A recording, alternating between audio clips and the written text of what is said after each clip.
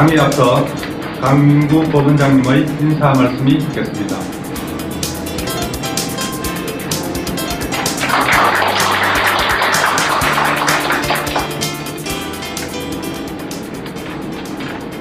제가 원고 없이 요거 에버노트고 하겠습니다.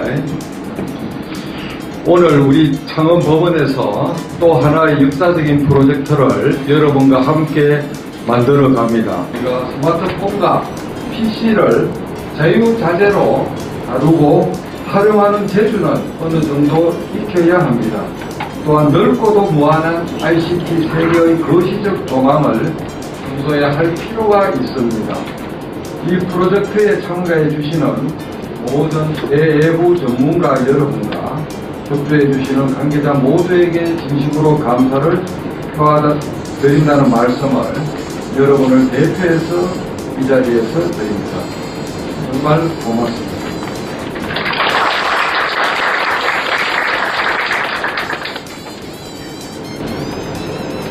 그럼 오늘 강의를 해주실 강사님을 소개해 드리겠습니다. 네,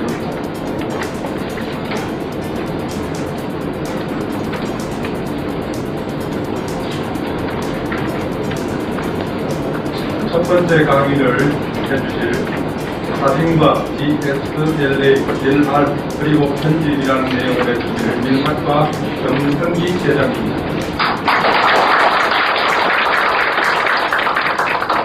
두 번째 강의는 민학과 김대인 씨입니다. 세 번째 강의는 서식지 관련 시이라는 내용으로 국문과 하태웅 대장입니다. 네 번째 강의는 PPT 만들기 기초라는 내용으로 국문과 정현 실무관입니다. 첫 번째 강의는 동영상 만들기라는 내용으로 국문과 폐업 실무관이 발표되어 있는데 개인 사정으로 선정하지 못하시고 대신 사전 제작된 동영상 강의로 대체하도록 하겠습니다. 그럼 오늘 강연 내용이 참석하신 모든 분께 유익하고 감사합니다.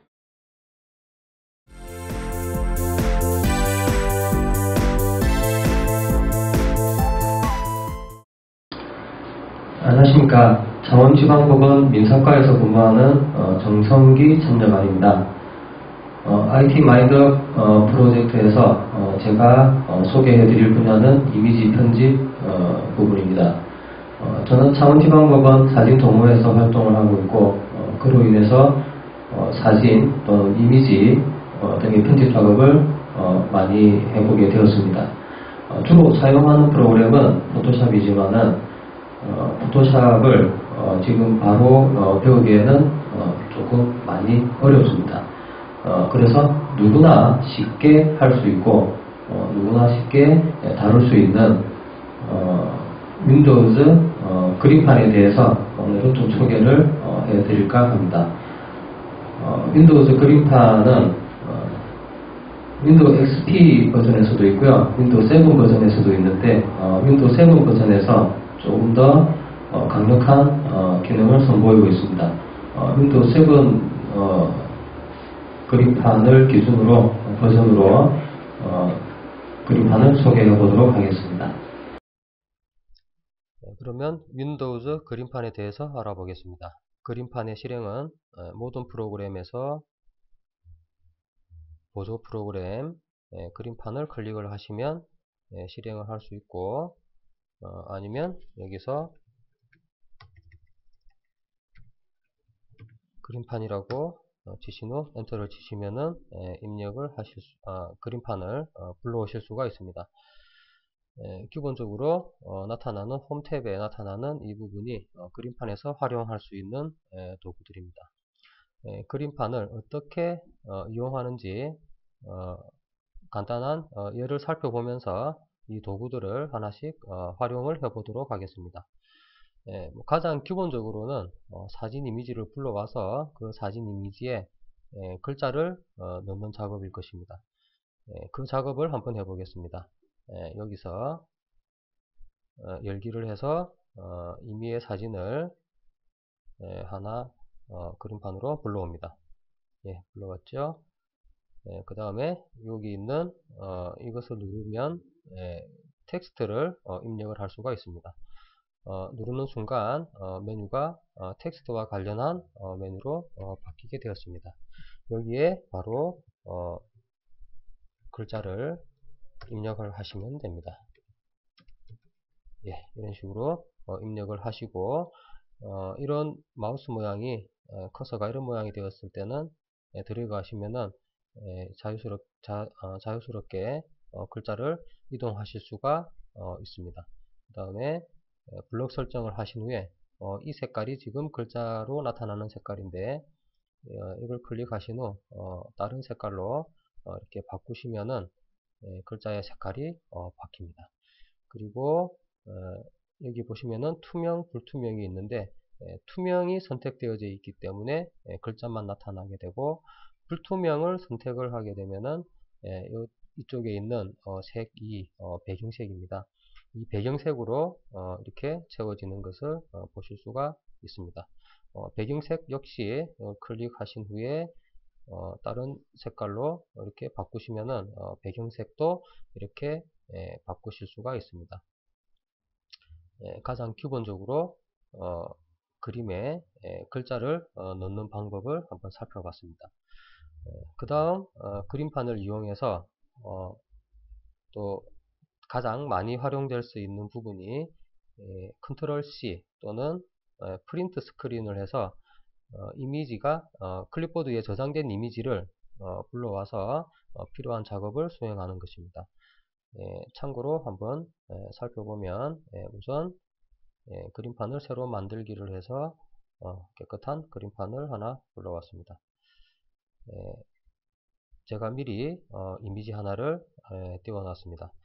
이 이미지를 프린트 스크린 한 다음에 그림판에서 붙여넣기에서 붙여넣기를 하거나 아니면 컨트롤 V를 누르면 이런 식으로 이미지를 스크린 모니터 이미지를 그대로 불러올 수가 있습니다. 이 불러온 이미지는 역시 마우스 모양이 이렇게 되었을 때 자유스럽게 이동도 할 수 있고 특정한 크기로 크기 조절도 하실 수가 있습니다. 그 다음 필요 없는 이런 부분들은 다 지워버리고 싶으실 때는 이 선택을 누르셔서 필요한 부분만 블럭 설정을 한 다음에 여기 자르기를 하시면은 필요한 이미지만 이렇게 따실 수가 있습니다. 그래서 이것을 다른 이름으로 저장을 해 놓는다면 다른 데에서도 이 그림을 활용하실 수가 있으실 겁니다. 가장 간단하게 그림판을 활용할 수 있는 방법을 살펴봤고요. 이번에는 이 그림판을 이용을 해서 각 사진들을 조금 더 예쁘게 한번 꾸며 보도록 하겠습니다. 자, 먼저 활용할 이미지를 하나 불러오도록 하겠습니다.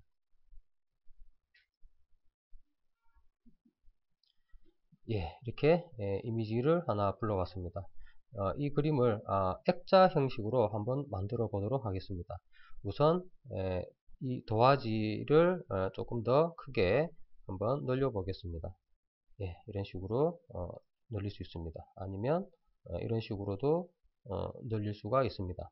이 색깔은 배경색으로 채워집니다. 배경색을 다른 색깔로 바꿔서 작업을 하시면은 다른 색깔로 이런 식으로 채워집니다. 다시 되돌려서 이 상태에서 이 그림을 중앙으로 이동을 한번 해 보겠습니다. 이 그림 부분만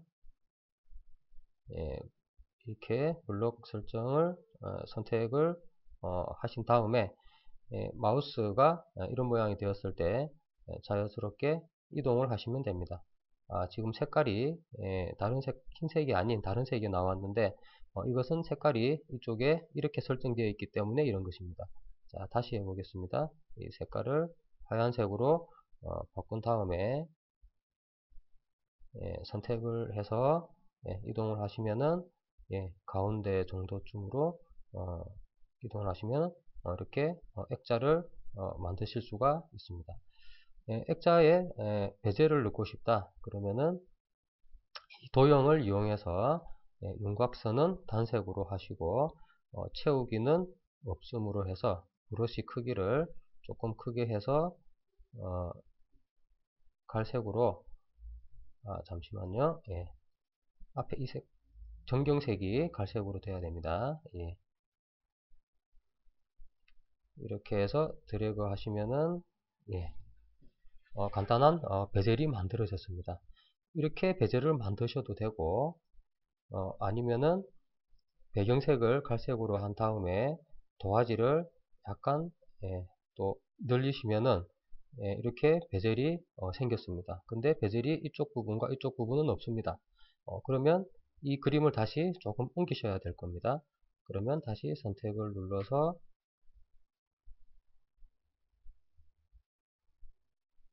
이렇게 설정을 한 다음에 이것을 조금 옮기시면은 이런 식으로 옮기시면은 아주 멋진 베젤이 만들어졌습니다. 여기에 불투명으로 선택이 되어 있네요. 투명을 선택한 다음에 뭐 제목을 이런 식으로 입력을 하셔서 적정하게 배치를 하시고 적정하게 이런 식으로 배치를 하시면 됩니다. 이 옆에 조금 더 공간을 만들어서 말풍선 같은 그런 것을 한번 넣어 보겠습니다. 도화지를 이 색깔로 조금 더 늘렸습니다. 도형에서 말풍선을 선택을 하신 다음에 윤곽선을 선택하셔도 되고 안 하셔도 되는데 저는 단색을 해서 윤곽선을 조금 가늘게 한 다음에 채우기를 수채화로 한번 채워보고 배경색을 흰색, 전경색을 주황색으로 해서 한번 그려보겠습니다. 이렇게 하면은 말풍선이 그려졌습니다. 말풍선 위에서 마우스를 오른쪽 클릭을 하면은 회전을 할 수도 있습니다.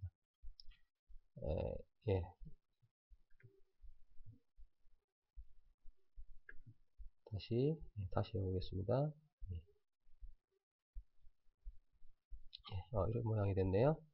이렇게 해서 회전을 가로 대칭으로 이동하시면 반대편 말풍선이 만들어졌고 역시 이동할 수도 있습니다. 여기에 글씨를 또 써넣을 수도 있습니다.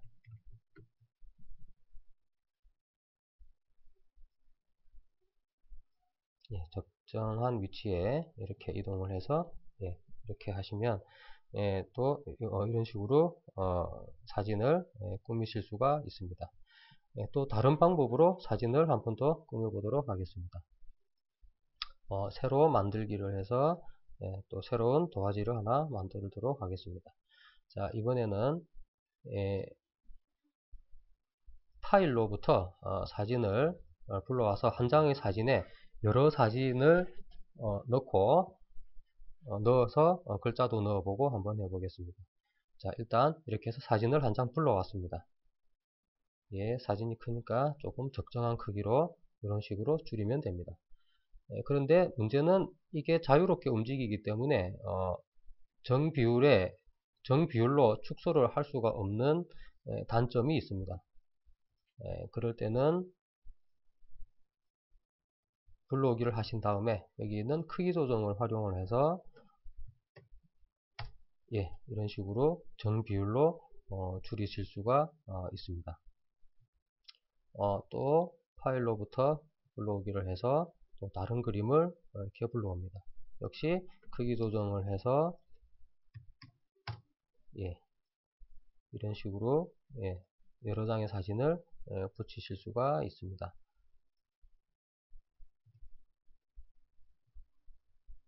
그리고 이 배경을 바꿔보도록 하겠습니다. 흰색에서 파란색으로 이렇게 하면 전체적인 배경도 바뀌었습니다. 여기에 뭐 글씨를 쓰셔도 되는데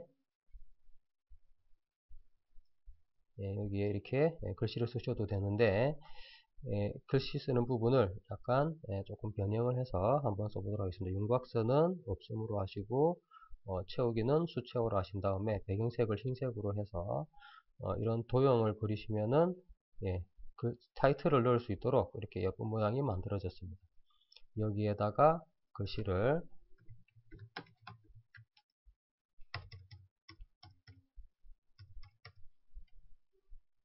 잠시만요. 다시 써보겠습니다. 이런 식으로 글씨를 써 넣으실 수가 있습니다. 그래서 적당한 가운데 정도 위치에 이런 식으로 놓으실 수도 있습니다. 마찬가지로 이 옆에도 도형을 선택을 한 다음에 윤곽선은 없음으로 하고 이번에는 일반 연필로 한번 해보겠습니다. 색깔은 흰색으로 하시고 들어가 하시면은 또 다른 모양의 텍스트를 입력할 수 있는 공간이 만들어졌습니다. 이쪽에 또 글씨를 이렇게 넣으셔서 적당한 위치로 이동을 하시면 됩니다. 이 정도가 조금 단조롭다 라고 생각이 드실 때는 브러쉬에 에어 브러쉬를 이용을 해서 브러쉬 크기를 좀 크게 하신 다음에 색깔을 뭐 적정한 색깔을 이용해서 이런 식으로 모양을 좀 낼 수도 있습니다.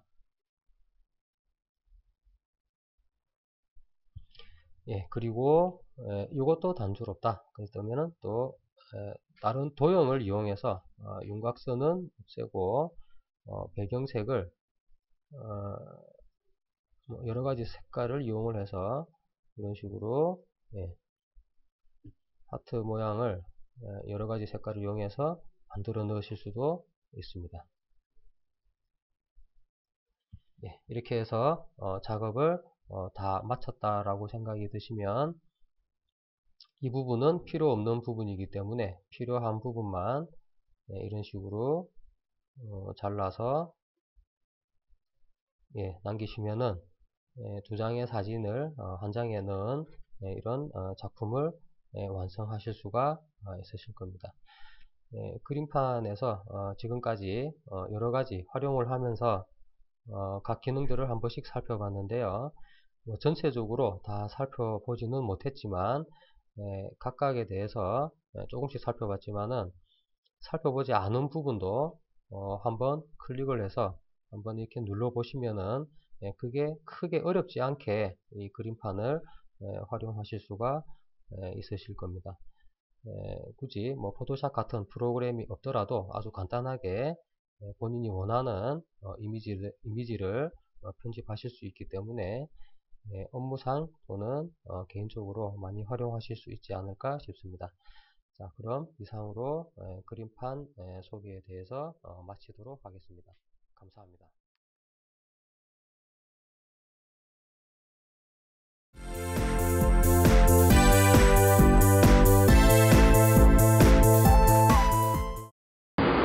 네, 안녕하십니까. 창원지방법원 형사1단독 김대규 실무관입니다. 바로 직전에 발표하신 정성기 계장님의 그림판 가지고 놀기 한번 들어봤었는데요. 저도 정말 많이 배울 게 있더라고요. 많은 분들이 참고하셔서 좋은 그림판 활용을 하셨으면 좋겠습니다. 제가 오늘 발표할 주제는 스마트폰과 친해지기인데요. 일반적으로 현재 일반 휴대폰을 사용하시는 분들도 있으시겠지만 대부분이 현재 스마트폰을 사용하고 계실 거라고 생각을 합니다. 저 역시 스마트폰을 사용하지만 일반적으로 전화통화 또는 문자, 카카오톡 이 정도만 쓰지 그 외에 많은 기능을 사용하지 않는 스마트폰 초보자인데요. 그렇지만 이제 제가 사용하고 있는 어플과 그리고 추천받은 어플들을 몇 가지만 소개하는 시간을 갖도록 하겠습니다. 잠깐 자리를 이동해서 설명을 드리도록 하겠습니다. 네, 아이폰을 사용하시는 분들은 아이폰 자체 어플에서 워낙 많은 활용을 할 수 있는 어플들이 많습니다. 그래서 저는 안드로이드 폰 위주로 설명을 좀 드리도록 하겠습니다. 아이폰 사용자들께는 양해를 좀 구합니다. 스마트폰은 탑재된 운영체계에 따라서 이제 스마트폰을 나누고 있는데요. 크게 아이폰, 안드로이드 폰, 윈도우드 모바일 폰으로 나뉩니다. 애플의 iOS가 탑재된 스마트폰이 아이폰이고 구글의 안드로이드가 탑재된 대표적인 스마트폰이 갤럭시 옵티머스 시리즈이며 마이크로소프트의 윈도우 모바일이 적용된 스마트폰도 있습니다. 그렇지만 이 스마트폰을 잘 활용하기 위해서는 그 안에 설치를 할 수 있는 애플리케이션이라는 게 있는데요. 이 애플리케이션이라는 것은 일반 휴대폰에 비해 스마트폰이 갖는 가장 큰 중요한 차이가 있는 것입니다. 이 애플리케이션을 줄여서 앱 또는 어플이라고 또 불리기도 하고요. 이 애플리케이션을 설치해서 활용할 수 있다는 점이 일반 휴대폰과의 가장 큰 차이점입니다. 컴퓨터에서 사용하는 각종 프로그램, 예를 들어서 한글 오피스, RC, 곰플레이어 등과 같은 이런 프로그램들을 설치해서 사용할 수 있는 내용과 비슷한 개념이라고 보시면 됩니다. 컴퓨터에는 윈도우 등과 같은 운영체제만 설치되어 있다면 활용도가 낮은 것처럼 수십만 개에 달하는 스마트폰 어플을 사용하지 않는다면 진정한 스마트폰 사용자라고 말할 수가 없겠습니다. 그리고 이런 스마트폰을 사용하기 위해서는 이제 그런 어플들을 실행을 할 때 많은 데이터가 소모가 됩니다. 요금제에 따라서는 요금제에 따라 데이터가 무한인 사용자는 문제가 없으시겠지만 최소 요금제를 사용하시는 그 스마트폰 이용자들은 데이터 용량이 적기 때문에 카페나 공공장소, 집 등에 설치되어 있는 와이파이 존이라는 것을 이용하면 데이터를 무료로 사용할 수 있습니다. 참고로 우리 법원 같은 경우 종합민원실 근처에서 와이파이가 검색된다고 하니까요. 많이 이용해 주시면 감사하겠습니다. 이런 그 어플리케이션을 무작정 실행을 하기 위해서는 이런 애플리케이션이라는 걸 다운받아서 이제 설치를 하셔야지만 이제 가능한 부분인데요. 이 설치하기 위해서 주로 다운받는 곳이 안드로이드 폰 같은 경우는 구글 플레이 마켓 또는 구글 플레이 스토어라고도 부릅니다. 또는 해당 KT나 SKT의 앱 스토어에서도 다운받으실 수 있습니다. iOS, 애플폰 같은 경우에는 앱 스토어라는 곳을 이용하시면 애플리케이션을 다운받으실 수 있습니다. 지금 이 화면은 안드로이드 폰의 이제 제 휴대폰을 캡처한 화면인데요. 그 스마트폰의 메뉴를 클릭하시면 이런 아이콘들이 쭉 있습니다.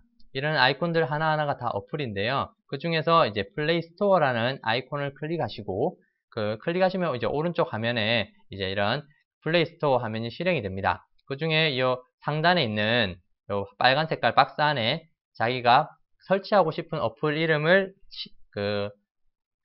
타자로 치시고 그 옆에 오른쪽 돋보기 버튼을 클릭을 하시면 이제 어플이 검색이 되십니다. 그런 어플을 검색하시면 이제 여러 가지 어플이 나오겠지만 본인이 필요하신 어플을 클릭하셔서 설치하시면 간단하게 설치가 되십니다. 다음으로 저는 이제 그 실생활에 유용한 애플리케이션에 대해서 몇 가지 소개를 좀 드리고 싶은데요. 일반적으로 인터넷 뱅킹을 사용하시는 분들 많으시잖아요. 이런 분들이 인터넷 뱅킹을 통해서 은행 업무를 이제 하시는 것처럼 이제 스마트폰을 이용해서도 마찬가지 계좌이체나 계좌조회, 상품 가입 서비스 이런 여러 가지 서비스를 사용할 수 있는 어플인데요. 이런 스마트폰 뱅킹 어플이 여러 가지 각 은행마다 다 있습니다. 다음 화면에서 자세하게 설명을 드린다면 경남은행, 농협, 우리은행, 신한은행, KB국민은행 등 각 은행마다 그 관련 어플들이 있습니다. 우리은행을 예를 들어서 설명을 드린다면 이 화면에서 이제 애플리케이션을 이제 플레이 스토어에서 다운받으시면 우리은행이라고 검색이 되실 것이고, 그걸 다운받으시면 이렇게 계좌조회라든지 계좌이체, 계좌관리, 그리고 그 외의 서비스 이런 부분들을 직접 이제 스마트폰으로 이용해서 하실 수 있다는 화면인데요. 설치해 보셔서 한 번쯤 클릭해 보시면 그렇게 어려운 부분 아니실 거라고 생각이 됩니다. 그래서 다음에 제가 설명을 드릴 이제 어플은 이제 컬러노트라는 어플인데요. 컬러노트는 이제 간단한 메모장, 체크리스트 어플입니다. 메모를 하거나 일정 관리를 할 때 사용하시면 아주 편리한데요. 일정 관리를 위한 달력을 제공하고 목록 기능을 통해 할 일 목록 관리와 쇼핑 목록 관리도 가능합니다. 저 같은 경우에는 주로 메모하는 것보다는 체크리스트를 많이 사용합니다. 이 컬러노트에서 체크리스트 기능이 워낙 간단하게 할 수 있고 쉽게 할 수 있기 때문에 많은 분들이 사용하시면 도움이 되실 거라고 생각이 됩니다. 다음 화면을 보면서 주요 기능을 설명을 드리도록 하겠습니다. 이 화면은 제 휴대폰에 설치되어 있는 컬러노트라는 어플을 이제 캡처한 부분인데요. 이러한 컬러노트를 설치하시고 이 위젯 기능을 이용해서 이 포스트잇 형태로 여기가 사용하실 수 있으십니다. 컬러노트를 이렇게 만약에 설치를 하셨다면 이 우측 상단에 있는 이 동그라미 쳐져 있는 부분을 클릭을 하시면 이제 노트 추가를 하실 수가 있습니다. 여기에서 기존에 제가 작성했던 노트들도 있지만 필요한 노트를 새로 하실 거면 노트 추가를 클릭하시고, 그리고 노트 추가 클릭하시면 이제 문서로 만들 것인지 체크리스트로 만들 것인지 이런 여부를 선택할 수 있으십니다. 그래서 저 같은 경우는 체크리스트를 많이 사용하기 때문에 체크리스트를 선택을 많이 합니다. 체크리스트를 선택하시면 다음 화면에서 이렇게 이제 목록을 수정할 수도 있고, 추가하실 때는 이제 우측 상단에 있는 연필 이 모양을 클릭을 하시면 항목을 추가하고 삭제하고 하실 수가 있으시고요. 여기서 이제 각 항목을 쭉 분류되어 있는 것 중에서 불필요한 부분이거나 또는 이제 이 부분을 이제 삭제를 하고 싶다 하시면은 체크하시면 이렇게 이제 글 가운데 이렇게 사선이 그어지면서 회색깔로 바뀌시고요. 마찬가지로 바탕화면에 이렇게 사선이 그어진 대로 표시가 될 것입니다. 체크리스트로 이용하시면 컬러노트는 이제 간단하게 사용하실 수 있기 때문에 편리하게 사용하실 수 있을 거라고 생각이 됩니다. 세 번째로 소개해드릴 어플은 이제 스팸 차단, 발신자 정보 확인이라는 어플인데요. 여러 가지 어플이 있습니다. 그렇지만 요새 들어서 뭐 보험회사나 저희가 알 수 없는 번호들이 많이 전화가 오는 경우가 많으실 겁니다. 그럼 이 번호를 받아야 되는지 말아야 되는지 많은 고민이 있으실 텐데요. 발신자 정보 확인이라는 어플을 사용하시면 실시간 발신자 전화번호 정보를 확인하여서 뭐 택배라든지 여행사 같은 유용한 유선 전화번호도 바로 알려주고, 또는 보험회사나 뭐 어떤 금융회사에서 어떤 상품을 설명하는 이런 스팸 전화 같은 이런 부분도 마찬가지로 전화 왔을 당시에 바로 어디에서 전화 왔는지 여부를 확인할 수가 있고, 이로 인해서 이제 이 전화를 받아야 할지 말아야 할지 고민할 필요가 전혀 없는 아주 유용한 어플이라고 생각이 듭니다. 주요 기능으로는 이제 스팸 전화, 보이스피싱, 스미싱 차단도 해주고, 그리고 제일 중요한 실시간 발신자 정보, 전화번호 정보를 확인하실 수가 있고요. 그리고 이 전화번호가 이제 부재중이었을 경우 이 번호를 가지고 인터넷으로 검색도 가능하십니다. 그리고 간편한 조작을 하실 수 있고, 추가적으로 그런 기능도 있지만 요 첫 번째와 두 번째 또는 이 세 번째 기능 정도만 사용하셔도 충분히 사용하신다고 생각이 듭니다. 그런 이제 발신자 정보 확인에 관련된 어플이 이제 저는 이제 한 두 가지 정도를 이제 소개해 드릴 건데요. 다음 화면에서 확인해 드리겠습니다. 첫 번째 뭐야 이번호라는 어플인데요. 이 뭐야 이번호는 대표적으로 많이 사용하고 계실 겁니다. 안드로이드 사용자라든지 아이폰 사용자는 모두 뭐야 이번호 어플을 다운받으실 수 있기 때문에 안드로이드 죄송합니다. iOS 애플폰을 사용하시는 분들은 이런 뭐야 이번호를 설치하셔서 사용하시면 스팸 전화라든지 중요한 전화 이런 부분을 아래 두 번째 화면과 같이 왼쪽에 있는 빨간 색깔 이제 비상등은 이제 스팸 전화 건수가 많다는 부분이고, 오른쪽에 이제 파란 색깔로 이제 표시되어 있는 부분은 이 스팸 전화 건수가 작다는 부분인데, 이 화면에서 보시다시피 좀 잘 안 보이시죠? 이렇게 해서 왼쪽 부분에 있는 거는 이제 전화를 받아도 된다는 부분입니다. 스팸 문자 건수가 별로 한 2건으로 현재 되어 있고, 이제 스팸 번호가 아니라는 부분에서 20건이 되어 있기 때문에 이런 부분에서는 받으시면 되고, 만약에 스팸 건수가 많이 신고되어 있다 하면 전화를 받지 않으시면 될 겁니다. 또한 이제 추가적으로 스팸 및 스미싱 문자 차단도 가능하고, 또는 이제 인터넷을 검색할 수도 있습니다. 이런 뭐야 이번호와 조금 좀 다른 점이 있는 이 후스콜이라는 어플인데요. 이런 후스콜 또한 기본적인 내용은 같습니다. 발신자 정보를 확인할 수 있는 부분, 그리고 위험한 스미싱을 알려주고 차단해주는 부분, 그리고 중요한 전화 이런 거 놓치지 말라는 부분과 번호 검색 기능 이런 부분이 비슷하긴 하지만 뭐야 이번호보다 좋은 점은 좀 더 빠른 검색이 되는 부분이 있고요. 또는 문자 메시지 또한 바로 실시간으로 확인하실 수 있는 장점이 있습니다. 뭐야 이 번호는 뭐야 그 발신자 전화, 통화 온 부분만 확인할 수 있고 또는 뭐야 이 문자를 또 설치하셔야지 문자도 차단되거나 문자도 어디에서 왔는지 여부를 확인할 수 있는 어플이거든요. 그래서 후스콜과 뭐야 이 번호 둘 다 좋은 어플이지만 이제 선택에 따라서 또는 그 장단점이 있기 때문에 어느 것을 선택하시든 좋은 어플이라고 생각이 듭니다. 다음으로 소개해드릴 어플은 이제 솔캘린더라고 하는데요. 일반적으로 이제 그 많은 공무원 업무를 하시는 분들은 이제 그 달력을 많이 이용하실 거라고 생각합니다. 그렇지만 스마트폰에도 이런 달력 기능을 적용한 어플들이 많은데요. 요새 들어서 제일 좋은 어플은 이 솔캘린더가 아닌가 생각이 들고요. 갤럭시 노트를 사용하시는 분들은 S플래너라는 아주 좋은 어플도 있겠지만, 그는 갤럭시 노트를 사용하시는 분들만 S플래너를 사용하실 수 있기 때문에 솔캘린더, 다음에서 개발한 모바일 캘린더인데요. 아주 유용한 어플이고 아기자기하게 만들어진 어플이라고 보시면 됩니다. 그 외에 이제 다른 스마트폰의 캘린더, 구글 캘린더 등 기존에 사용하던 캘린더와 연동도 가능하시기 때문에 이런 솔캘린더 어플도 한 번쯤 생각해 보시면 좋은 어플이지 않을까 생각이 듭니다. 주요 기능으로는 이제 쉽고 편리함, 그 이상, 그리고 아름다운 어플입니다. 아주 아기자기하고 귀엽고 여성분들이 아주 좋아할 만한 어플이고요.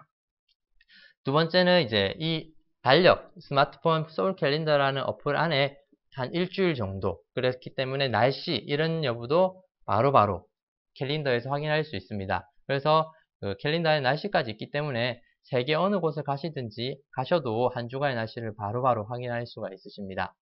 그리고 이제 스티커, 이런 이제 여성분들이 많이 좋아하시는 부분인데요. 이제 나의 기분, 그리고 오늘은 특별한 기념일이다. 이런 부분에 대해서는 다양한 스티커 등으로 통통 튀게, 그리고 아주 이쁘게 이제 다이어리를 꾸미듯이 일정을 관리할 수 있는 부분도 있고요.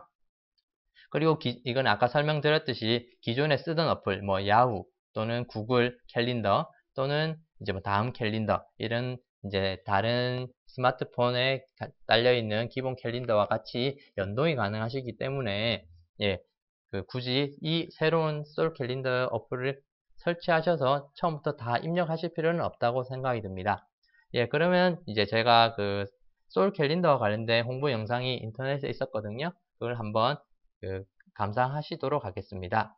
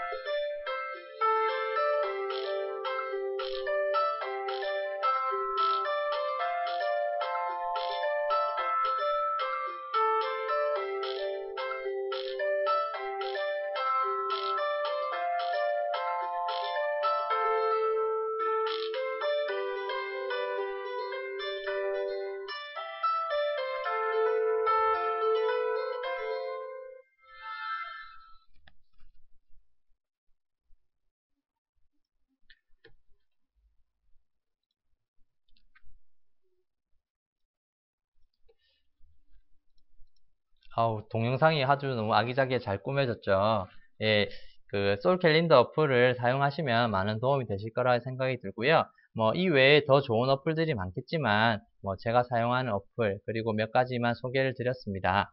그렇지만 저희 스마트폰을 사용하시는 여러 이용자분들께서 서로 좋은 어플이 있으면 서로 교환을 하면서 정보 교환도 하고 많은 어플들을 서로 공유하는 그런 또 시간을 또 가지면 좋겠습니다. 이상으로 발표를 마치고요. 더 많은 그리고 스마트폰과 더 많이 친해지시길 바라겠습니다. 감사합니다.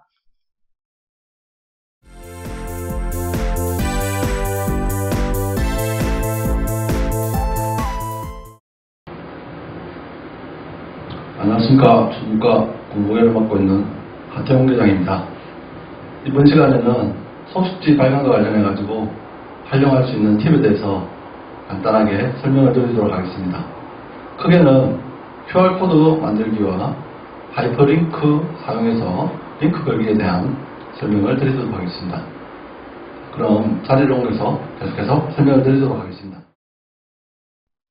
자, 그럼 먼저 QR코드 만들기에 대해서 설명을 드리도록 하겠습니다. QR코드를 만드는 이유는 저희들이 그 일선 등기소나 등기과에서는 개인 PC에서 외부로 인터넷이 연결이 안 되기 때문에 제가 QR코드라는 걸 이용해서 소식지나 게시판에 올려서 스마트폰으로도 이렇게 우리가 올리는 외부 자료에 대해서 손쉽게 볼 수 있도록 하기 위해서 QR코드를 활용을 하고 있습니다. 먼저 QR코드가 어떤 것인가에 대해서 설명을 드리겠습니다. QR코드는 사각형의 가로, 세로, 격자 무늬에 다양한 정보를 담고 있는 2차원 형식의 코드로 킥 리스판스의 머리 글자입니다. 기존의 1차원 바코드가 20자 내외의 숫자 정보만 저장할 수 있었던 반면에 QR코드는 숫자 최대 7089자, 문자 최대 4296자 정도를 저장할 수 있고 일반 바코드보다 인식 속도와 인식률, 복원력이 뛰어납니다. 또 기존 바코드를 읽을 수 있는 전용 단말기는 상품 판매자만 소유할 수 있어 소비자들이 바코드를 이용하여 정보를 파악하는 것이 불가능했지만 QR코드의 경우에는 스마트폰만 있으면 소비자들이 직접 상품 정보를 파악할 수 있습니다. 또 QR코드 만들기 사이트를 이용하면 누구나 자신만의 QR코드를 만들 수 있어 바코드와는 달리 여러 용도로 활용할 수 있습니다. 심지어 QR코드를 이용해서 비석을 만드는 회사가 있다고 합니다. QR코드를 비석에 새겨서 생전에 돌아가신 분의 모습을 볼 수 있는 그런 QR코드 활용 비석도 있다고 합니다. 자, 그러면 간단하게 QR코드 만드는 방법에 대해서 설명드리도록 하겠습니다. 제가 설명드리는 QR코드 만들기는 네이버를 이용해서 만드는 방법을 설명드리겠습니다. 자, 그러면 네이버를 이용해서 만들어 보도록 하겠습니다. 일단은 네이버에서 QR코드라고 입력을 합니다. 기본적으로 QR코드 만들기 위해서는 네이버에 계정이 있어야 됩니다. 자, 그럼 QR코드라고 입력을 하고 검색을 해보도록 하겠습니다. 자, 검색을 하면 중간쯤으로 내려오면 네이버 QR코드라고 있습니다. 이 부분을 클릭하도록 하겠습니다. 그러면 새로운 화면이 바뀌고 녹색 부분에 나만의 QR코드기를 클릭합니다. 코드 제목을 입력을 하고 이번에 제가 만들 QR코드는 저희 창원법원에서 경남 MBC에서 방송되었던 예술법정 동영상을 유튜브에 올린 걸 링크하도록 하겠습니다. 자, 먼저 제목을 입력합니다. 그 다음에 QR코드 모양을 선택하고 코드의 디자인을 선택한 다음 하단의 다음 단계를 클릭합니다. 그러면 또 다른 화면이 바뀌면서 링크의 제목, 그 다음에 URL 주소를 입력합니다. URL 주소를 입력하는 것은 다른 사이트나 웹사이트를 연결할 때 사용하시면 되고 저희들은 유튜브에 올라와 있는 동영상을 링크하기 끝이기 때문에 동영상 부분을 클릭하면 되겠습니다. 그럼 새로운 창이 뜰 것이고 PC에 동영상 화면이 있다면 그대로 업로드 시키면 되고 저희들은 유튜브에 있는 동영상을 링크를 할 것입니다. 그래서 링크 걸기를 클릭하고 해당 동영상의 URL을 복사해서 붙이넣기를 하도록 하겠습니다. 자, 유튜브에 보면 공유라는 부분이 있고 밑에 하단에 URL 주소가 나옵니다. 이 부분을 복사를 해서 링크 걸기에 URL 입력 부분에 입력을 합니다. 그런 다음에 링크 걸기를 클릭합니다. 자, 그렇게 되면 이렇게 동영상이 삽입이 되고 작성 완료 버튼을 누르면 QR코드가 완성됩니다. 네. 완성된 QR코드를 코드 저장 버튼을 눌러서 JPG 파일로 저장을 하면 됩니다.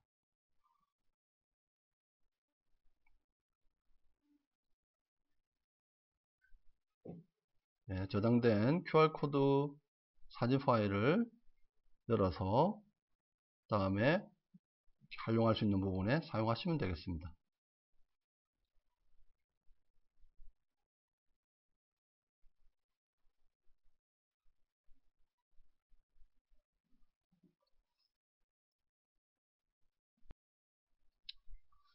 다음은 아래 한글에서 링크 걸기에 대해서 알아보도록 하겠습니다.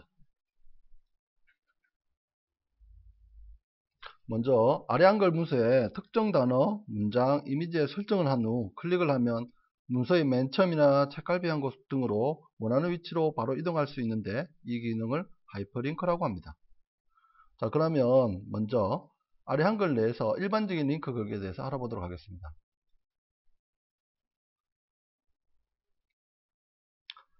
일반적으로 아래 한글에서 일반적인 링크 걸기는 해당 URL을 치고 엔터키를 누르면 바로 활성화되고 그 부분을 클릭하면 해당 주소로 이동합니다. 자, 해당 URL 복사를 해서 아래 한글에서 입력을 한 후 엔터키를 쳐보겠습니다. 그러면 밑줄이 가고 색깔이 바뀝니다. 이 부분을 클릭하면 해당 주소로 이동이 됩니다.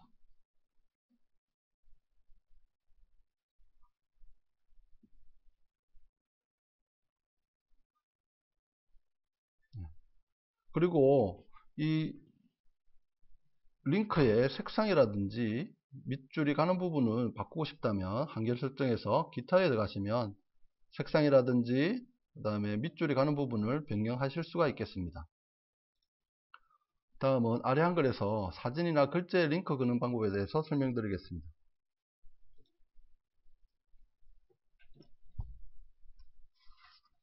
먼저 사진에 클릭을 합니다. 그런 다음에 우측 마우스를 누르면 하이퍼링크라는 문구가 나옵니다. 이 부분에서 웹 주소 부분으로 글자를 바꿔주시고 연결 대상은 해당 URL 주소를 입력을 합니다. 자, 저희들 예술법정 URL 주소를 복사를 해서 다시 아래 한글로 가서 입력해 보도록 하겠습니다. 연결 대상에 해당 URL 주소를 붙이기 위해서 넣기 합니다. 그렇게 되면 활성화되고 사진을 클릭하게 되면 해당 URL 주소로 이동하게 되겠습니다.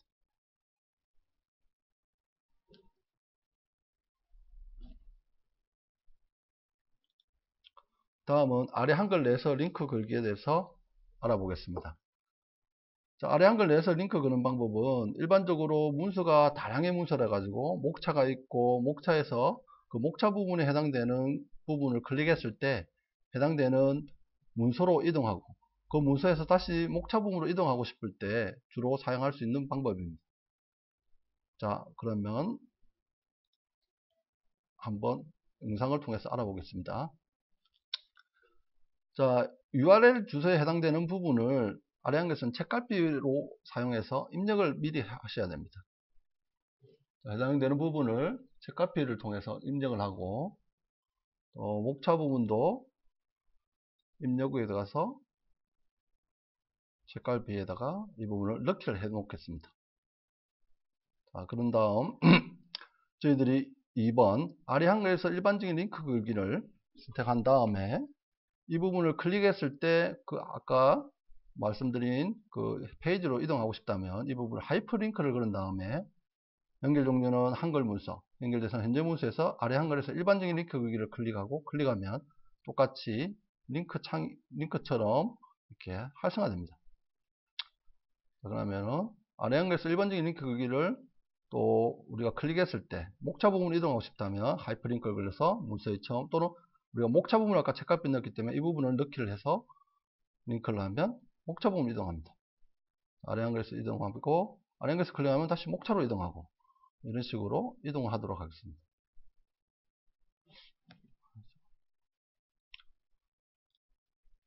자, 다음은 게시판에 동영상 링크 하는 방법에 대해서 알려드리겠습니다. 저희들 코트넷에서는 동영상을 올릴 수 있는 아이콘이 없습니다. 사진을 올릴 수 있는 아이콘은 있지만 동영상을 올릴 수 있는 아이콘이 없습니다. 그래서 HTML이라는 걸 이용해서 올릴 수 있는 방법밖에 없는데요. 태그라든지 동영상 올릴 수 있는 태그를 갖다가 사용하는 것은 일반인들로서는 사실상 어려운 부분이 많기 때문에 제가 주로 활용하는 방법은 다른 네이버에서 올린 다음에 그 HTML을 복사를 해서 통째로 올려서 이렇게 게시판에 동영상 올리는 방법을 사용하고 있습니다. 자, 그러면 그림을 보시면서 다시 설명을 드리겠습니다.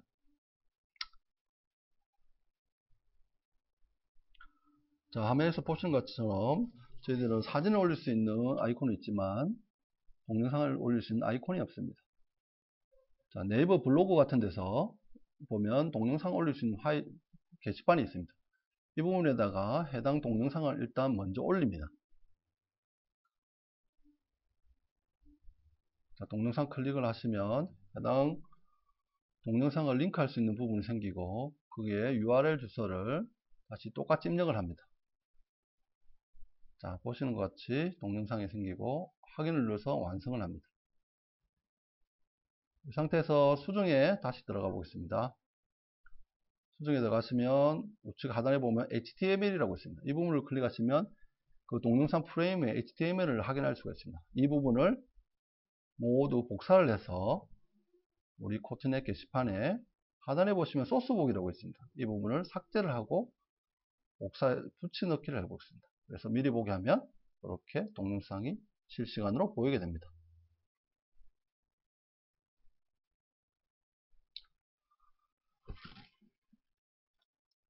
자, 다음은 기타 유용한 사이트에 대해서 설명드리겠습니다. 제가 아리안글 같은 경우에는 사진을 넣다 보면 용량이 많이 늘어나서 게시판에 저희들이 30메가 정도 용량의 그 파일을 올릴 수가 있는데 그 30메가 넘어가면 올리지를 못합니다. 그래서 PDF로 전환해 가지고 올려주는 경우가 많고, PDF도 용량이 크다면은 그 용량을 줄여주는 사이트입니다. 참고로 이 사이트는 25메가 정도까지만 줄일 수가 있습니다. 그 다음은 PDF를 JPG 파일로 변환할 수 있는 사이트입니다. 아리안글에서 JPG 파일로 바로 전환할 수도 있지만 그렇게 되면 화질 저하가 일어나기 때문에 아리안글 문서를 PDF로 바꾼 다음 JPG로 변환을 하면 화질 저하 없는 사진으로 전환을 하실 수가 있습니다. 다음은 포토샵 기능을 사용할 수 있는 사이트인데요. 저희들이 포토샵은 프로그램도 비싸고 하기 때문에 손쉽게 구입할 수가 없는데 이 사이트를 이용하시면 포토샵의 기능은 다 있지는 않지만 비슷한 기능을 이용하실 수가 있겠습니다. 자, 이상으로 소식지 관련한 활용한 팁에 대해서 설명을 드렸습니다. 감사합니다.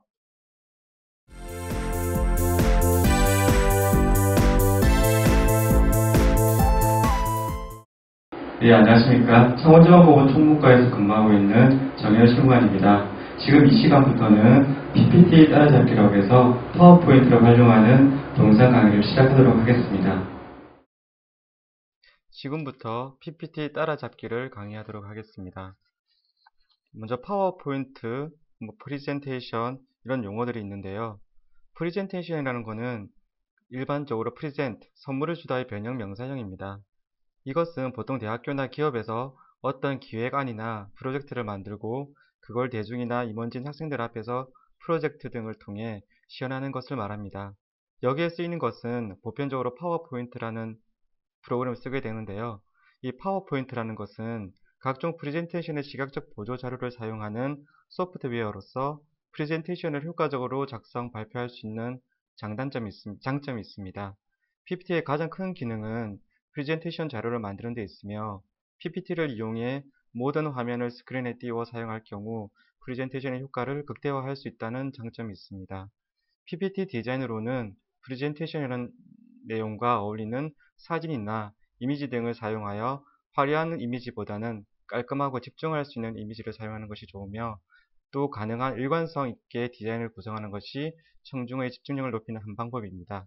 그리고 제가 참고로 자주 들어가는 블로그가 있는데요. 그 네이버 블로그에 PPT 재능 기부 블로그라고 치시면 나눔의 이야기라는 블로그가 나올 것입니다. 이 블로그를 보시면 파워포인트에 대한 자세한 설명과 다양한 시안들이 있으니까 참고하시기 바랍니다. 그러면 먼저 파워포인트의 주요 메뉴부터 보시겠는데요. 파워포인트를 보시면 위에 상단 메뉴 리본바가 있습니다. 여기서 저희가 먼저 환경 설정 부분을 검토를 해야 되는데요. 메뉴에 보기 부분을 클릭을 해보시면 기본 슬라이드 구성 부분이 나와 있고요. 보통 초보자분들 같은 경우에는 아래아 한글에서처럼 어떤 설정 부분이 없기 때문에 가로, 세로 부분에 있어서 어떤 위치 선정이 어려울 수가 있습니다. 그래서 기본적으로 눈금자나 윤금선을 미리 세팅을 해두는 게 훨씬 활용하기 쉬우실 거고요. 그 다음에 디자인에 보시면 왼쪽 바에 페이지 설정 부분이 있습니다. 이 페이지 설정 부분을 보시면 이 파워포인트를 만들었을 경우에 프레젠테이션 할 경우 슬라이드 화면을 4:3 비율로 하실지 아니면 16:9 비율로 하실지 선택을 할 수 있는 항목이 있는데요. 저는 일단 4:3 버전으로 클릭을 하고요. 그 다음 슬라이드 방향을 세로로 하실 건지 아니면 가로로 하실 건지 이렇게 선택을 할 수 있는 항목이 나옵니다. 기본적으로 이 부분을 선택한 다음에 기능바를 보도록 하겠습니다. 먼저 가장 저희가 활용을 많이 하는 부분은 사실은 홈바, 삽입바, 디자인바 이런 부분이 되겠죠. 먼저 삽입바를 보시면 삽입에서는 표 그리기 이런 식으로 나오겠죠. 그 다음에 그립을 삽입할 수 있는 기능, 그 다음에 도형 부분, 이 부분이 가장 많이 활용되는 부분들이고요. 그 다음에 스마트 아트라고 해서 기본적인 목록형을 만들 수 있는 파일들이 존재를 합니다. 그 다음 차트는 조금 어려운 부분이기 때문에 이건 생략을 하고요. 그 다음에 텍스트 상자, 파워포인트에서 글을 구성할 때 텍스트 상자를 선정하게 되는데요. 이것은 가로 버전과 세로 버전이 있습니다. 이렇게 선택하시면 되고, 그리고 파워포인트를 설정할 때 우리 아래 한글에서 머릿말, 꼬릿말, 그리고 쪽번호 넣는 기능들이 있죠. 그 기능하고 같은 기능을 하게 됩니다. 이쪽에서는 뭐 날짜, 시간 부분이라든지 슬라이드 번호 선택, 바닥글을 어떻게 할 건지, 머리글을 어떻게 할 건지 그렇게 선택할 수 있는 부분이 되겠습니다. 그리고 워드아트 부분은 우리가 텍스트 상자를 선택을 해서 글을 입력했을 경우에 다양한 글의 입체꼴들이 나와 있는 부분이고요. 그 다음에 제가 이번 강의에서 주로 이제 많이 활용할 동영상 삽입 부분과 소리 삽입 부분이 나옵니다. 이 파워포인트에서는 영상도 삽입할 수 있고 음악도 삽입할 수 있는데요. 이 기능은 좀 이따 확인하도록 하고요. 그 다음에 저희가 주로 많이 사용하는 부분이 디자인 부분인데요. 이 디자인 부분에서는 바닥을 설정하는 부분들이겠죠. 그러니까 스케치북의 화면 밑그림을 뭘로 선택을 할 거냐, 이것을 선택할 수 있는 부분입니다. 이거는 선택을 하시면 될 것 같고요. 그 다음에 애니메이션 부분인데요. 애니메이션 부분에서는 장면과 장면, 슬라이드와 슬라이드를 어떻게 전환하실 것인지 이렇게 다양한 기능들이 있습니다. 이건 본인들의 선택에 따라서 선택을 하실 수 있을 것 같고요. 그 다음에 이 사용자 지정 메뉴에서는 기존에 설정한 도형이나 아니면 글자 부분들을 어떻게 장면 이동하실지 그거에 대한 기능들을 담고 있습니다. 오른쪽에 보면 보조바가 뜨죠. 이쪽에서 확인할 수 있으면 될 것 같습니다. 자, 이런 기본 기능들을 안 상황에서 파워포인트를 시작을 해보도록 하겠습니다. 제가 기존 메뉴를 지금 깔아놓은 상태인데요. 이 글자 부분, 잠깐만요. 자, 이 파워포인트 기본 화면에서 이 글자는 어떻게 만드느냐. 자, 아까 말씀드렸다시피 삽입 부분에 텍스트 상자를 클릭하시면 가로 부분을 선택할 수 있습니다. 이 가로 부분을 선택을 하고 화살표가 나왔을 때 기본적으로 끄면 이런 도형이 나오는데요. 도형에서 이 도형을 편집을 할 때는 오른쪽 마우스를 클릭을 해서 하단에 내려가시면 도형 서식 부분이 있습니다. 여기서 지금 일단은 빈 공백에 난이 되어야 되니까 채우기 버튼을 없애고 선색도 없음으로 선택을 한 다음에 글자들을 입력하면 되겠습니다. 이때 입력할 때는 텍스트 편집을 누르시고요. 글자가 기본 세팅이 되어 있네요. 자, 이런 식으로 글자를 기재하시고 이 위에 바를 클릭하신 다음에 다양한 도형 변형들이 가능을 합니다. 테두리를 어떻게 할 것인지, 색채를 어떻게 할 것인지는 이 서식 파트에서 도형 채우기, 윤곽선, 도형 효과 이런 부분에서 기능들을 선택해서 다양하게 변형을 가능할 수 있고요. 자, 저는 이렇게 파워포인트 따라잡기라는 글을 만들었고요. 자, 이 파워포인트란 글을 따라잡기 글만 만들면 그 배경 기본 화면이 너무 심심하니까 도형을 하나 선택을 해봤습니다. 도형은 삽입 부분에서 도형을 선택을 하시고 저는 삼각형 부분을 선택을 할게요. 선택을 해서 기본적으로 그리게 되면 기본 도형이 나옵니다. 이 도형을 더블 클릭을 하시면 이 도형에 대한 변형할 수 있는 다양한 기능들이 뜨는데요. 여기서는 도형을 또 다른 형태의 도형으로 바꿀 수 있는 기능이 있고요. 그 다음에 도형을 어떤 색깔로 바꾸실 건지 그 여러 선택 기능들이 있고요. 그 다음에 도형에서 각 윤곽선, 도형 채우기, 도형의 효과를 선택할 수 있습니다. 자, 그렇게 선택을 한다면 저는 도형을 기본적으로 빨간색을 선택을 했고요. 이 도형을 처음에 화면에서 클릭을 해보시면 기본적으로 이렇게 멘트가 뜨죠. 이렇게 글자가 움직이거나 도형이 사라지는 기능을 어떻게 하느냐. 자, 그 삽입 부분에서, 삽입 부분이 아니라 애니메이션 부분에서 먼저 이 도형, 텍스트 상자에 클릭을 하시고 사용자 지정 메뉴에 들어가시면 효과 적용이라는 부분이 나옵니다. 효과 적용 부분에서 어떻게 나타날 것인지를 선택할 수 있는데요. 여기서 효과 적용에 나타나기에 날아오르기 밑에 기타 효과를 보시면 이 나타나기 부분에 대한 전체 부분들이 나옵니다. 일단 저는 다른 기능 한번 바꿔볼까요? 닦아내기를 한번 선택을 해볼게요. 자, 그래서 밑에 이 기능이 선택된 상태에서 재생을 눌러보시면 제가 기존에 삽입되어 있는 그 효과가 있었고 뒤에 효과가 다시 들어가게 되어 있죠. 자, 이 효과 부분에 대해서 또 어떻게 그 시뮬레이션이 선택되는지는 선택을 할 수 있는 기능인데요. 클릭을 할 때 아니면 이전 효과와 함께 시작, 이전 효과 다음이 시작 부분이 있습니다. 제가 클릭을 할 때라는 건 파워포인트가 기본적으로 설정된 뒤에 다시 클릭을 해야만이 돌아가는 기능이고요. 여기서는 지금 제가 일단 견본으로 보여드리는 거니까 삭제를 하고요. 자, 다시 한번 볼까요?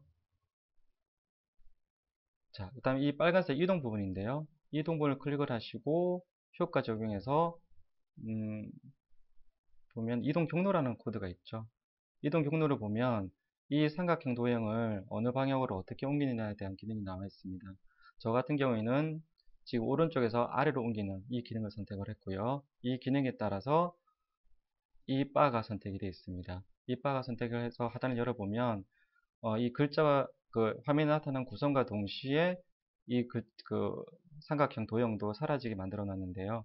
이 효과 옵션을 보시면 일단 경로 부분을 어떻게 할지를 다양하게 선택을 할 수 있는 기능들이 있습니다. 타이밍이라든지 그런 부분들 요거를 다 체크를 해 보시고 하시면 될 것 같습니다. 자, 일단 다시 한번 재생을 눌러볼까요? 자, 이런 식으로 바뀌게 되고요. 자, 물론 디자인 부분에서 기본 배경 서식지를 잘 활용할 수 있긴 하지만 본인들이 직접 찍으신 사진들을 많이 있으시면 이 자기 배경 그림에 본인의 사진들을 삽입할 수가 있습니다. 삽입 기능에서 그림 부분에 클릭을 하시면 바탕화면에 지금 제가 가 있는 마인드업 가볼까요? 클릭해서 이거는 앞에 강의하신 분 뒤에 강의하실 분 자료네요. 자, 여기서 여기서 제 강좌 여기 예제 사진들을 보시면 다른 사진이 있네요.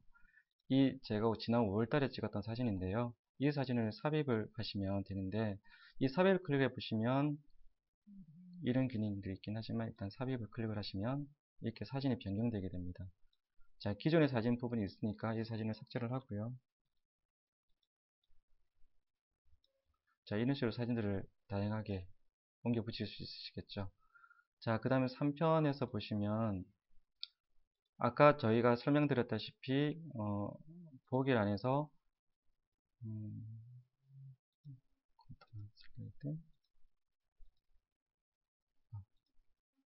머리말 바닥 이런 부분이 있었죠. 여기서 이제 날짜 부분 선택해줬던 부분들인데요. 이 날짜는 자동 업데이트 되기 때문에 클릭만 해주시면 될 것 같고요. 슬라이드 번호, 그 다음에 바닥글, PPT 강좌. 자, 적용을 하고요. 여기에서도 지금 이 바를 옮기는 기능들이 나오죠. 이 바도 마찬가지로 바를 삽입 부분에서 도형에서 선택을 하신 다음에 효과 적용해서 본인이 선택하는 방향대로 선택을 해주시면 될 것 같습니다. 자, 그 다음 이 바 기능인데요. 지금 제가 계속 말씀드리고 있는 거는 애니메이션 기능들의 부분들이 많습니다. 이 도형에서도 둥근 부분을 선택을 하시고, 이 효과 부분도 효과 부분에서 선택을 하시면,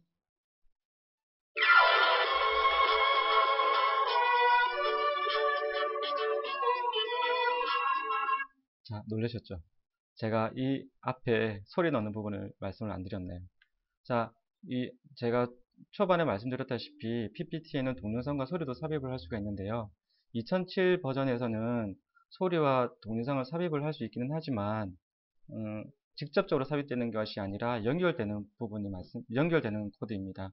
그렇기 때문에 이 PPT 파일을 보낼 땐 동영상과 소리를 같이 보내야 되는 그런 번거로움이 있는데요. 2010 버전부터는 동영상과 소리가 PPT에 직접 삽입되기 때문에 추가로 영상과 소리를 같이 보내지 않고 PPT만 보낼 수 있는 그런 장점들이 새로 생겼더라고요. 자, 일단 소리를 삽입하는 방법은 소리를 클릭을 하시고 소리 파일 선택해서 특히 이 PPT는 파일들이 WMA나 WMV 이런 윈도우 미디어 계열의 파일 확장명이 있는 게 훨씬 호환성이 좋고요. 다른 파일 형식을 사용할 경우에 좀 에러가 많이 발생하는 경우가 있습니다. 일단 제가 선택한 곡은 아바의 댄싱 퀸 노래였고요. 지금 삽입되어 있는 부분에서 이렇게 삽입을 하시면 자동으로 삽입되면서 이렇게 영상이 구성되게 되어 있습니다.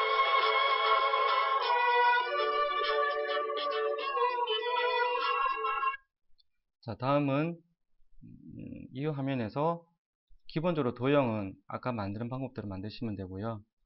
자, 이 도형도 효과를 한번 볼까요?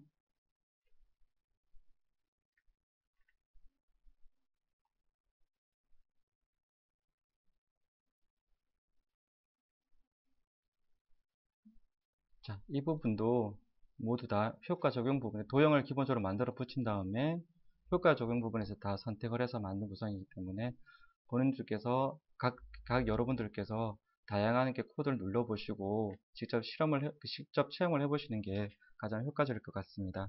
자, 그리고 다음에는 제가 영상을 삽입할 수 있다고 그랬는데요. 자, 이 영상 부분을 일단 제가 제거를 하고, 자, 동영상에 동영상 파일을 클릭을 하시면, 이거는 제가 미리 창이 떴네요. 바탕화면에, 실사 강의에,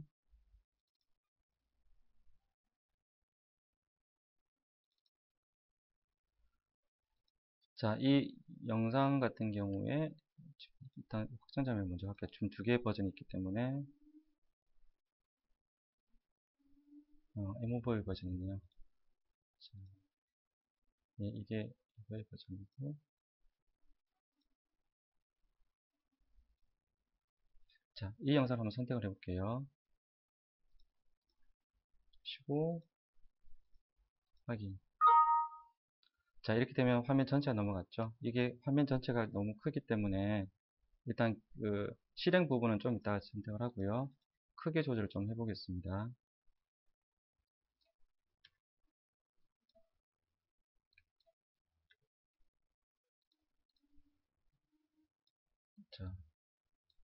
자, 이 동영상을 삽입을 했는데요. 이 영상을 어떻게 할 것인지는 다시 물론 지금 보조 바가 뜨긴 했지만 애니메이션에서 사용량 지정 메뉴를 클릭을 하시면 이 보조 화면이 뜹니다.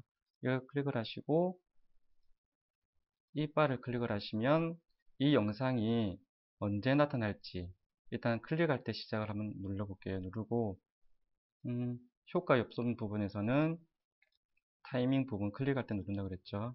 동영상 설정은 전체 화면으로 확대 클릭을 하시고요. 위에 부분에 변경 부분을 누르시면 마우스 동작이 있습니다. 이걸 재생이라는 부분을 선택을 해두셔야 화면이 열릴 겁니다.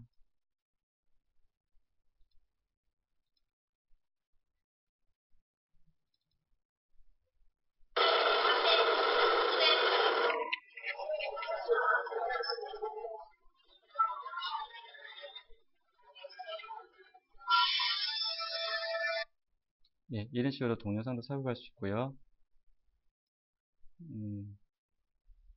그 다음에 도형 부분인데요. 이 도형 부분도 이런 좀 이쁜 도형을 만들기 위해서는 조금의 노력이 필요한데요. 삽입 부분에서 도형에서 사각형을 한번 선택을 해볼게요. 기본 사각형이 뜨면 더블 클릭을 하시고 도형의 색깔을 좀 붉게, 그 다음 삽입 부분에서 하나 더 복사를 할게요. 동그라미 해볼까요? 자, 이거 더블 클릭을 하시고 색깔을 이렇게 노란색으로. 자, 이걸 복사를, 보통 우리가 복사를 하게 되면, 자, 기본 원판 하나만 복사가 되죠. 자, 컨트롤 키를 누르시고 노란색 도형과 주황색 도형을 클릭을 하시고 오른쪽 바를 클릭하시면 그룹 설정이 나옵니다. 자, 그럼 이 두 개가 하나의 지금 도형으로 설정이 되어 있기 때문에 복사를 하셔서 붙여넣기를 하시면 똑같은 도형이 다시 만들어지게 되는 거죠.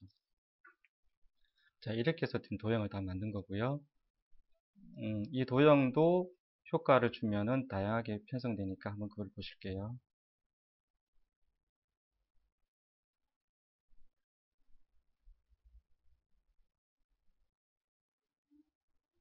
자, 이런 식으로 이렇게 도형 구성을 할 수가 있습니다. 자, 이렇게 간단하게 이렇게 여러 예제들을 봤는데요.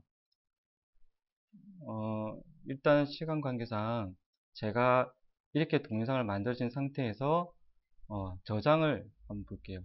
저장을 보시면 다른 이름으로 저장을 누르시면 이 파워포인트 쇼라는 게 있죠. 이걸 클릭을 해서 저장을 하시면 ppsx라는 파일이 만들어집니다. 이 파일이 만들어지면 이 파일은 뭐 카톡이나 메일이나 이렇게 다 전송을 할 수 있으니까 다양하게 활용을 하실 수가 있습니다. 제가 기본적으로 만들었던 ppsx를 한번 보여드릴게요.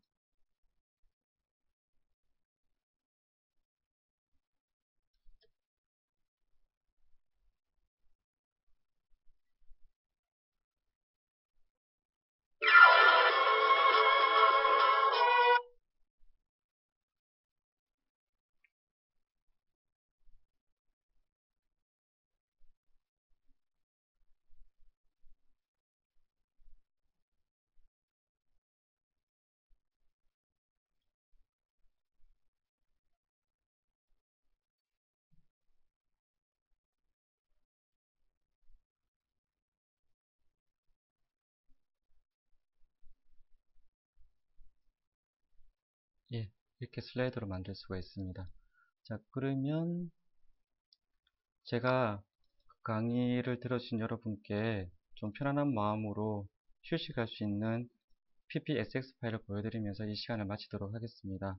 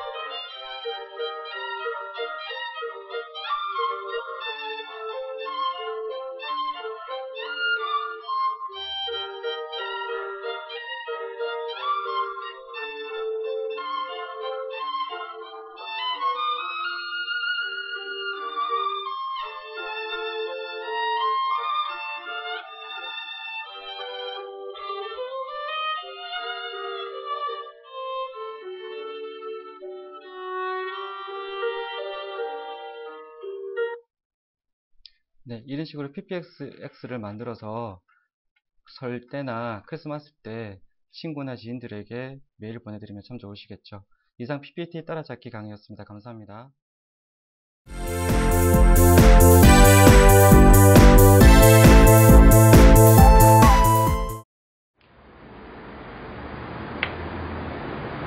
안녕하십니까. 이번 시간은 IT 분야에서 동영상 제작에 대해 한번 알아보겠습니다. 저는 총무과에서 동영상 제작을 담당하고 있는 최세욱 실무관입니다. 먼저 우리에게 주어진 시간이 15분인데 과연 이 15분 동안에 동영상 제작에 대한 방법을 다 배울 수 있을까 하는 의문을 가지시는 분들도 계시지만 지금 제가 알려드리는 방법은 워드 프로세서에서 표를 만드는 것보다도 오히려 더 쉬운 방법입니다. 그렇기 때문에 지금 제 강의를 잘 들으시면 차후에는 저보다 더 잘 영상을 만들 수 있을 거라 믿어 의심치 않습니다. 자, 그럼 지금부터 동영상 제작에 대해서 한번 알아보겠습니다. 네, 지금부터 윈도우 무비 메이커를 활용한 영상 편집에 대해 알아보겠습니다. 먼저 윈도우 무비 메이커라는 프로그램을 다운을 받아야 되겠죠. 인터넷으로 들어가셔서 다음이나 네이버 같은 아무 포털 사이트나 들어가셔서, 저 같은 경우에 윈도우 7을 사용하고 있기 때문에 윈도우 7 무비 메이커, 무비 메이커라고 하면 무비 메이커 다운로드라고도 나와 있네요. 그럼 저는 이쪽을 한번 클릭해 보겠습니다. 자, 여러 가지 곳에서 다운로드를 받을 수 있기 때문에 직접 한번 보시고 다운로드가 가용한 쪽에서 다운을 받으시면 되겠습니다. 제가 들어간 곳에는 여기 보니까 윈도우 무비 메이커를 받는 곳이라고 되어 있네요. 이렇듯이 다운을 받으시면 됩니다. 자, 그럼 다운을 받았다는 가정하에 한번 윈도우 무비 메이커로 들어가 보겠습니다. 프로그램 쪽으로 가다 보면 무비 메이커라고 적혀져 있죠. 네, 이걸 클릭해 보겠습니다. 자, 이 창이 지금 영상을 만들 수 있는 무비 메이커입니다. 굉장히 복잡해 보이죠? 하지만 너무나 간단합니다. 자, 있는 그대로 하시면 됩니다. 여기 가운데 보시면 비디오 및 사진을 찾아보려면 여기를 클릭하세요 라고 되어 있죠? 여기를 클릭해 보겠습니다. 네, 한번 클릭했더니 지금 제가 가지고 있는 사진들을 고를 수 있는 폴더를 선택할 수 있는 창이 나옵니다. 자, 저 같은 경우에는 바탕화면에서 제가 특전사 사진이라는 곳으로 들어가 보겠습니다. 여기 보면 제 사진들이 있는데요. 자, 제가 영상을 만들고 싶은 사진들을 골라서 열기를 누르시면 됩니다. 저 같은 경우에는 하나, 둘, 셋, 넷, 4개의 사진을 한번 클릭해 보겠습니다. 자, 4개의 사진을 클릭한 다음 열기를 누르겠습니다. 그러면 이렇게 4개가 돼 있죠. 그럼 지금 이 검정색이 워드 프로세서에서 나타나는 커서와 동일한 역할입니다. 여기를 클릭하면 커서가 이쪽으로 왔죠. 또 여기를 클릭하면 커서가 이쪽으로 왔습니다. 자, 다시 앞으로 커서를 놓고요. 이 상태에서 스페이스바를 누르면 커서가 움직이는 게 보이죠? 이게 지금 영상이 이렇게 진행되고 있다는 걸 보여줍니다. 여기 보니까 2번째 사진으로 바뀌었죠? 자, 그럼 이제 곧 3번째 사진으로 바뀌겠죠? 자, 이렇게 바뀝니다. 그 다음 마지막 사진까지 가면 마지막 사진으로 또 잘 바뀌었죠? 자, 멈추고 싶을 때는 스페이스바를 한번 누르시면 됩니다. 자, 여기 보면 4장의 사진이 28초입니다. 즉, 한 장의 사진을 7초로 설정을 했는데요. 이것은 설정을 1초, 2초, 3초, 4초 자기가 원하는 대로 바꿔줄 수 있는 것입니다. 자, 여기서 그러면 이거를 바로 여기 보면 동영상 저장을 누르게 되면 28초짜리 영상이 생기는 겁니다. 이것만으로도 간단한 영상이 만들어지는 것입니다. 간단하죠? 자, 그럼 지금부터는 조금 더 효과들을 한번 넣어 보겠습니다. 자, 제가 여기서 만약에 나는 영상을 넣고 싶다. 그러면 또 여기 보면 비디오 및 사진 추가가 있죠. 이걸 누르시면 아까 같은 선택할 수 있는 버튼이 나옵니다. 지금 이거 같은 경우에는 영상입니다. 자, 그럼 사진만 넣기에는 좀 심심하기 때문에 가운데 영상을 넣고 싶다. 그러면 영상을 클릭 후 열기를 한번 눌러 보겠습니다. 갑자기 좀 낯설게 됐죠? 여기 지금 이 커서에서부터 이 커서까지는 하나의 영상인데 영상이니까 시간이 길겠죠. 그러다 보니까 이렇게 긴 프레임이 나타나게 됩니다. 하지만 이것은 하나의 영상이겠죠.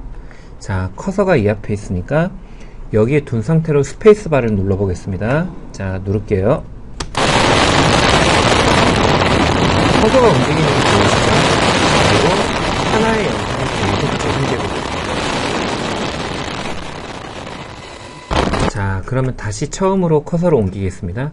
그럼 여기서 한번 스페이스바를 누르면 처음에는 사진이 나왔다가 7초 동안 나왔다가 그 다음에는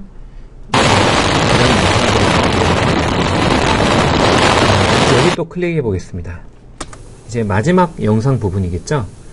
여기가 이제 나타나게 되면, 이게 끝마치게 되면 겁니다. 즉 이까지만 아셔도 간단한 영상을 만들 수 있다는 것입니다. 자, 지금부터는 한번 간단한 애니메이션을 넣어 보겠습니다. 자, 애니메이션을 클릭해 보면 여러 가지가 나오죠. 지금 저희는 클릭하면 요 하늘색 테두리가 보이죠? 여기에 적용이 된다는 뜻입니다. 하늘색 프레임이 적용된 곳에 애니메이션을 넣을 수 있다는 것입니다. 저는 제 아들하고 사진 찍은 거에 클릭을 한번 해서 하늘색 프레임을 만든 다음에 지금 이 모자이크라고 되어 있는 걸 한번 눌러보겠습니다. 자, 눌렀습니다. 그러면 느끼시겠지만, 자, 스페이스바를 누르면 처음에는 모자이크였다가 부드럽게 사진 원본이 나오게 되는 것입니다. 한 번 더 여기 헬리콥터에 이제 하늘색 프레임을 만들고요. 자, 요번에는 어떤 걸 해볼까요? 자, 이 애니메이션을 한번 해보겠습니다. 자, 누르게 되면 다시 여기 지금 검정색 커서를 앞에 두고 스페이스바를 눌러보겠습니다. 자, 헬기가, 자, 이 화면을 보실까요? 헬기가 약간 좀 세련되게 나오죠. 예, 그런 식으로 해서 그 다음 사진은 다른 애니메이션, 그 다음 사진은 다른 애니메이션 효과를 줌으로써 볼 때 지루하지 않게끔. 자, 헬기가 나왔고요. 그 다음은 또 이렇게, 그쵸, 십자가처럼 나오고, 또 마지막 단체 사진은 또 다른 효과로 해서 나오고, 예, 이런 식으로 해서 보는 사람으로 하여금 지루하지 않게끔 하는 효과를 나타내게 됩니다. 자, 여기 보면은 이제 또 줌 인 아웃의 효과도 있는데요. 여기 보시면 이 뜻은 왼쪽에서 위쪽으로 사진이 살짝 이동한다는 효과입니다. 이것은 가운데에서 위로 살짝 이동한다는 느낌일 거고요. 여기 보시면 여러 가지 효과가 나오거든요. 제가 아까 말씀드렸듯이 창작입니다. 동영상 제작은. 보시면서 어떤 게 어떤 사진에 좀 어울릴까 라는 걸 한번 생각해 보시면 되겠습니다. 저 같은 경우는 예를 들어서 이거를 클릭해 보면요. 자, 방금 이 사진에 모자이크 효과도 넣었고요. 지금은 이 효과도 한번 넣어 보겠습니다. 가운데로 확대. 자, 그럼 커서를 앞에 두고 스페이스바를 눌러 볼게요. 모자이크 효과, 사진이 점점 줌인이 되는 걸 느끼시죠? 부드럽게. 자, 이 사진을 한번 해보겠습니다. 헬기 사진은 아까 전에 이 애니메이션이었죠? 여기에서 한번 위에서 아래로 가는 거를 한번 클릭해 보겠습니다. 자, 마찬가지로 커서를 앞에 놓은 상태에서 스페이스바를 눌러 보겠습니다. 헬기가 어떻게 가죠? 예. 점점 위로 올라가는 걸 느끼셨죠? 네, 부드럽게 올라갑니다. 지금 이 이동 및 확대를 넣는 것과 안 넣는 것은 굉장한 큰 차이가 있습니다. 이 효과를 넣으면 사진이 움직이는 느낌이 들기 때문에 지루하지가 않습니다. 자, 그러면은 여기 보면 이제 여러 가지 효과들이 많습니다. 그쵸? 하트도 있고, 예, 헬기가 하트로 나오죠? 네, 하트로 나옵니다. 예, 여러 가지 효과가 있고요. 또 줌인 아웃도 마찬가지로 여러 가지 효과가 있습니다. 사진의 성격에 따라서 네, 개인별로 고르시면 되겠습니다. 자, 그 다음 시각 효과. 시각 효과 한번 볼까요? 첫 번째 사진을 클릭을 하고요. 자, 이거는 어떤 건지 클릭을 해보시면 느끼실 수 있습니다. 사진이 약간 좀 특이하죠? 이거 같은 경우엔 흑백입니다. 그죠? 네. 이거는 또 다른 색깔이고요. 이런 식으로 애니메이션과 동일하게 클릭을 해서 효과를 줄 수 있습니다. 그리고 이제 프로젝트에서는 이런 비디오 강조, 나레이션 강조, 음악 강조들은 한번 시험 삼아서 해보시고요. 중요한 것은 이겁니다. 자, 우리가 만약에 영상을 만들어서 트는 TV가 16:9 스크린이라면 이렇게 설정을 하고 만드시는 게 낫겠죠. 근데 예전 텔레비전 같은 경우에는 4:3이니까 이걸 누르시면 자, 화면 비율이 좀 바뀌었죠. 16:9를 다시 눌러보겠습니다. 자, 좀 가로가 길어졌죠. 이런 식으로 어디서 틀 것인지를 정하고 나서 프로젝트에서 스크린 비율을 바꿔주시면 좋을 것 같습니다. 자, 보기를 들어가 볼게요. 보기는 말 그대로 영상이 지금 어떻게 나오는지를 볼 수 있는 곳입니다. 자, 스페이스바를 눌렀습니다. 저희는 16대 9. 자, 편집으로 한번 들어가 보겠습니다. 편집에는 재생 속도가 나오고요. 네, 비디오 볼륨에 대해서도 나오고, 이 영상을 자를 수도 있습니다. 네, 분할할 수도 있고, 원하는 지점에서 잘라서 종료되는 시점에서 마무리를 지을 수도 있습니다. 이 여러가지 효과들을 한 번씩만 해보신다면 개인이 원하는 스타일대로 영상을 만들 수 있을 것 같습니다. 자, 그럼 여기서 이제 음악도 좀 추가를 해야 되겠죠? 네, 음악 추가를 누르면, 자, PC에서 음악 추가.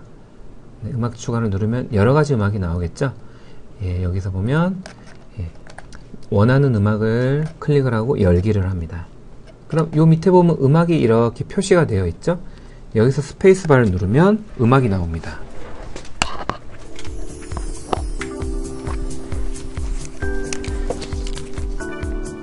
자, 음악이 나오고요. 지금 이거는 헬리콥터와 음악 소리가 좀 섞여 있는 거죠?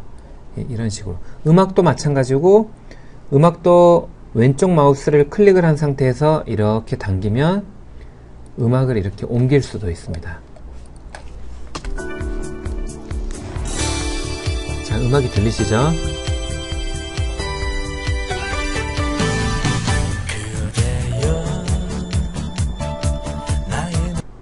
자, 이런 식으로 음악도 넣게 됩니다. 자, 이 정도까지만 알게 되신다면 정말 깔끔하게 영상을 만들 수 있습니다. 예, 생각보다 쉽죠? 자, 이제 마무리를 하겠습니다. 자, 윈도우 무비 메이커 프로그램을 다운받아서요.